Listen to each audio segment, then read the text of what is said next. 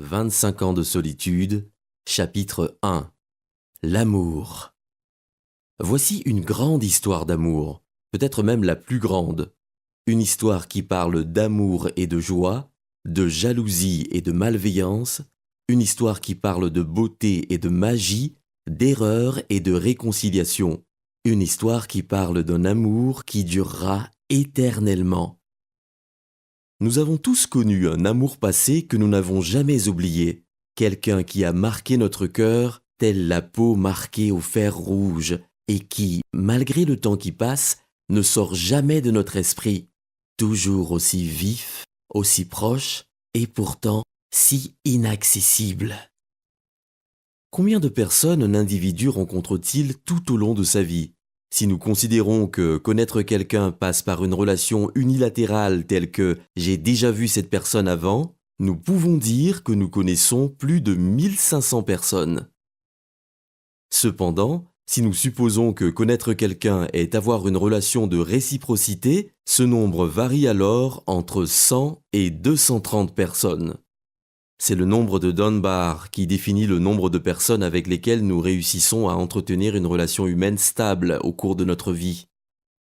Cette hypothèse fut proposée par Robin Dunbar en 1998 et reste connue sous le nom d'hypothèse du cerveau social. Dunbar affirme que les groupes de plus de 150 personnes ont tendance à se diviser. En théorie, plus il y a de personnes faisant partie d'un groupe social, plus grand doit être l'effort de socialisation de ces individus.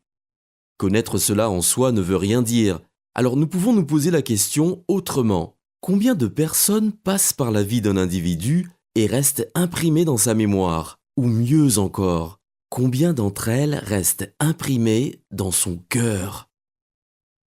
Les statistiques montrent qu'au cours de notre vie, nous allons embrasser environ 15 personnes et nous aurons le cœur brisé 2 fois avant de connaître le véritable amour. Et, avant de rencontrer la bonne personne, nous aurons 2 relations longues, 4 rencontres désastreuses, ainsi que 4 flirts sans importance.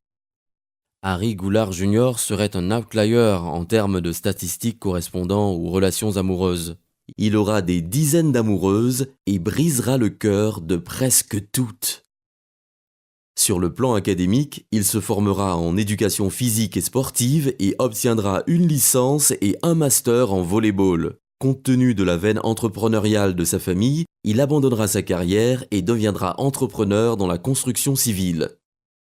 Il se mariera et aura 2 enfants aimés et désirés. Mais aussi belle que lui paraîtra sa vie, il aura toujours l'impression que quelque chose lui manquera. Et cette chose s'appelait Bella Meirelles. Ce fut le grand amour de sa vie. Mais plus il la cherchait, plus il paraissait difficile de la trouver. Malgré le temps et la distance, il ne se passait pas un jour de sa vie sans que, pour quelconque raison banale ou sérieuse, il ne pensait qu'à elle. De son passé, il savait seulement qu'elle s'était mariée et avait eu une fille. Il vivait dans une solitude constante depuis le jour où il l'avait quittée 25 ans auparavant. Leur relation s'était passée d'une manière si belle, si pure et si parfaite. Il était impossible de ne pas se souvenir de son baiser, son sourire ou son regard. Où serait-elle? Avec qui? Se rencontrerait-il un jour à nouveau? Il se posait tant de questions qui restaient sans réponse. Au fond, il croyait qu'il lui était impossible de retrouver l'amour de sa vie jusqu'à ce que le 17 mai 2013, un miracle se produisit.